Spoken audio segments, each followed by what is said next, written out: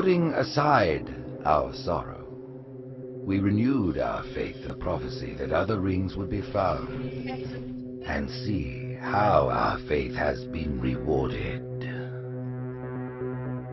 The Covenant used to be the main threat, and it was a MacGuffin in the original Halo series because the real threat was the Forerunner legacy and the Flood itself. The Forerunners have been the source of so much mystery throughout the Halo franchise. It was something that was just fascinating to us. So far it's been a lot of stumbling into their belongings. You know, like we found Halos. And now we found something more. We found the Prometheans.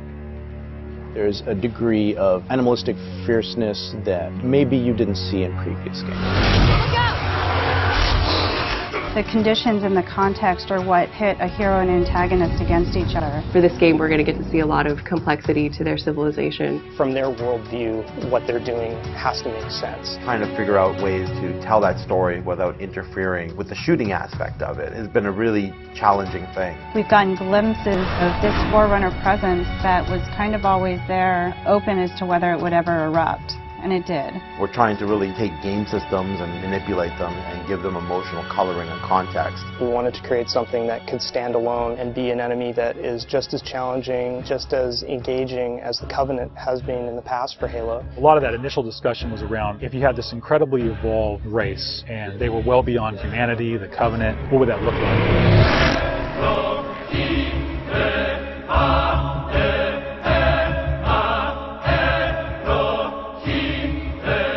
The design process for the Prometheans was intriguing, exciting, and then long and painful process. I think just because everyone was so invested in what they wanted out of them. How do you imply something strong, something vertical, something different? And how could we actually have a global, logical language out of that Forerunner philosophy? Anybody who's played Halo goes, okay, Forerunner's the silvery angular stuff with blue lights across it.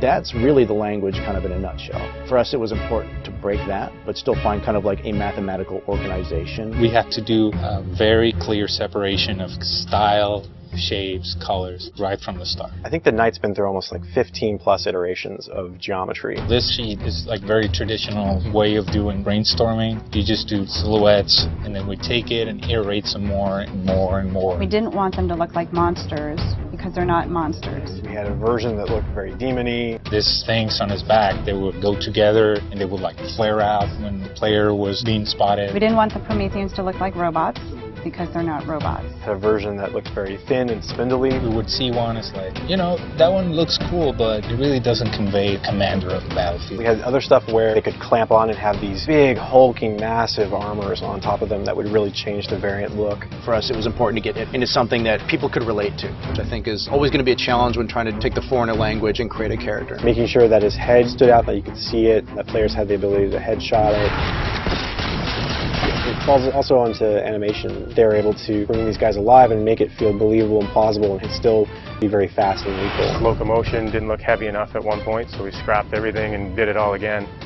The Knight's like 12 feet tall, so if it doesn't feel heavy and menacing as it's walking around and doesn't intimidate the player, then we're not doing our job. There were not a lot of real-life elements that we could take. There are joints there, some of them are not physically connected. They're holed up with the space in between them, which is some of the features that the architecture has, which is big, massive buildings like floating, defying gravity. We wanted to keep some of that mystery and kind of the unknown in the characters as well. We even have the little micro driver arms in here, and then all the way to where we turn these layers off. We have the glowing skull. We thought it would be more of an impact if it's like a sarcophagus. It opens up and it's showing all this aggression.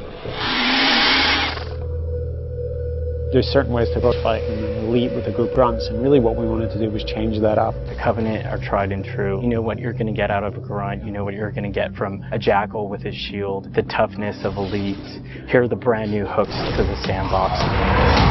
Prometheans are made up of the Knights, the Watchers, and the Crawlers. One of the big focuses for us in the design of the Forerunners was to have these different enemy classes that would be able to work together. Having this dissection so that when the player went into combat, he's sort of tactically evaluating which order to take guys out. They don't act independently of each other. You put any combination of them together, and the strategy you need to engage with them is really different. There are a variety of Knight classes. and each one of them is progressively more powerful, but your base knight actually starts just a little bit more powerful than an elite. But in addition to that, we wanted the knight to have his own set of traits and abilities. There's all kinds of these special features of each one of these characters that players haven't played in a Halo game before. You think about basic combat and counter design, a lot of the challenges designers face is how to introduce enemies. What would a Promethean do if it could bend time, space, form, matter? Knights can phase in out of anywhere. He's able to go where he needs to at any time, which is something the Covenant can do. Heads up! Crawlers can walk on walls, walk on ceilings. If a knight shield bursts, crawlers will come rushing at you and try and melee the player to get more aggressive. These certainly slot into that grunt style combatant, and so there was certainly a want to make sure that we can get a lot of them on screen. If you let too many of them get together, they become a really formidable force. One-off, super fun to take out all together. It's like a pack of feral dogs. Mandibles, when it screams, will actually separate and float around the air, while it's how animation adds so much fresh behavior to this character. It's very exciting. The Watcher is definitely a support class. One of the things we wanted to do with the Forerunner characters was constantly have them mix up their tactics and make the player react to it. The Watcher is able to regenerate knights. One of the things we needed to do when the Watcher design was coming along was make sure that the Watcher would actually fit inside of the Knight. That bursts out and swap into the actual Watcher asset. The Watchers are aware if a Knight's damage, they'll protect them, they'll catch grenades, so they kind of coordinate their efforts. Prometheans feel like the most advanced of the bunch. They're able to bring all of their technology and wisdom to the battlefield. With new enemy class comes new weapon class. We literally concepted probably 200 weapons for this game before we settled on the half a dozen that went in. It's kind of like you've got that balance between humans' model of what a weapon's like and the desire to want to try and make something crazy and futuristic. We tried coming up with this perfect mix of stuff that was still relatable. You would still identify a weapon as a rifle or a shotgun or a submachine gun, even though they're almost magical. The Forerunner Scattershot was probably the first one where we really nailed the design on it. Everybody loves the hinge action shotgun, so we tried doing something like that so that the reload animation would be to cock it up and the front half would smash together. Every time you pick up a Forerunner weapon, it forms in your hand. So that sort of kicked off the component of having these guns form around the player. So there's that moment of like, oh, what is this gun? What does it do? And then when it comes into shape, it's kind of immediately identifiable. What makes the Forerunner weapons distinct is that usually they have dual purpose. So for instance, from the bolt pistol, you can charge it up and have something that's equivalent to almost like a shotgun blast.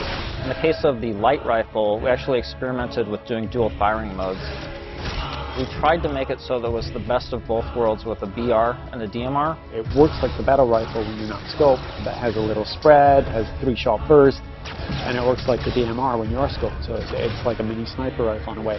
It actually changes to a different firing mode where the projectiles are stronger. One of the big things that we really focused on for them was making sure that the weapon doesn't just feel like a chunk of metal, but that it actually has glowing energy that's flowing through the gun, going down the barrel, so that everything is very full of life. The moment where all the Promethean effects really started to click the most was when we started showing the dissolve whenever you kill a knight. That was really when we started to feel, yes, this is something cool, this is something unique, and something that we haven't really seen before. This is an early prototype of the Knight E-Res. As the sphere expands, you see the particles are birthed, and everything in the red region you see will be the crack and the erode. When you shoot and kill the knight, the actual point on the body where you did the damage is where the dissolve starts. So if you shoot from his foot, he will de-res from the point of his foot up. The end result, when we blow up a knight, they dissolve, proving that the technology works.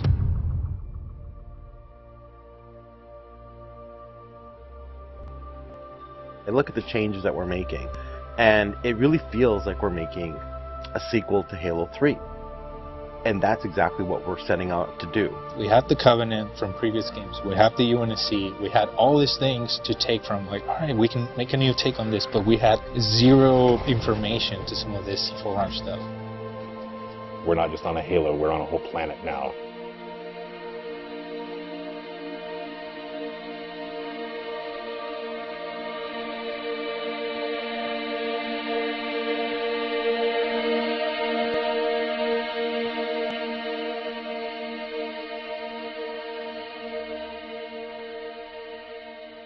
We're not just threatening one corner of the galaxy, we're threatening everything.